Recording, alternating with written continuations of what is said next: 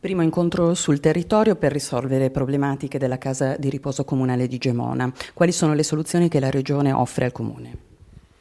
C'era una preoccupazione del sindaco determinata dai tempi stretti per riuscire ad ottemperare ad alcune prescrizioni che l'azienda sanitaria gli aveva indicato. Quindi questa mattina col direttore generale dell'azienda e il responsabile dell'area dei servizi sociali della direzione abbiamo affrontato questo problema. Mi pare che il rischio è scongiurato, quindi il sindaco può restare tranquillo con tutte le persone che oggi sono ospiti della casa di riposo. Quindi questo è il primo tema, l'emergenza è risolta. Poi ci sono una serie di interventi che devono essere organizzati.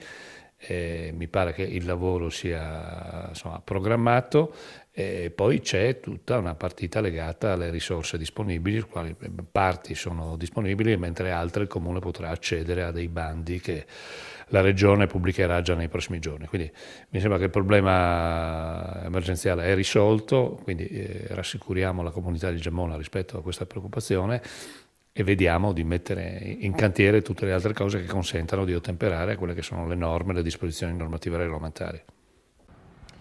Sindaco Revelant, dalla Regione e dall'azienda sanitaria, la rassicurazione che ci sono i tempi e che non c'è assolutamente problema per la funzionalità e la continuazione della funzionalità della casa di riposo.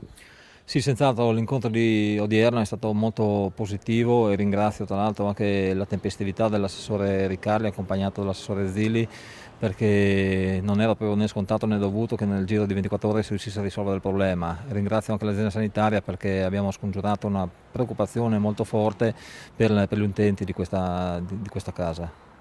E altri temi che sono stati toccati dal punto di vista, diciamo, delle politiche sociali e della sanità nel corso di questo incontro?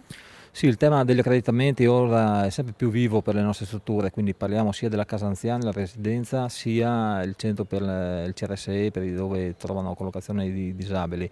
È evidente che in entrambe le situazioni c'è la necessità di dare delle risposte immediate, sia sotto il profilo strutturale sia quello dei servizi. È evidente che serviranno anche delle risorse, ma abbiamo avuto rassicurazioni anche in questo campo, che insomma ci sono di prossima emanazione anche dei bandi e quindi ci faremo trovare pronti per riuscire ad ottemperare a tutte le necessità.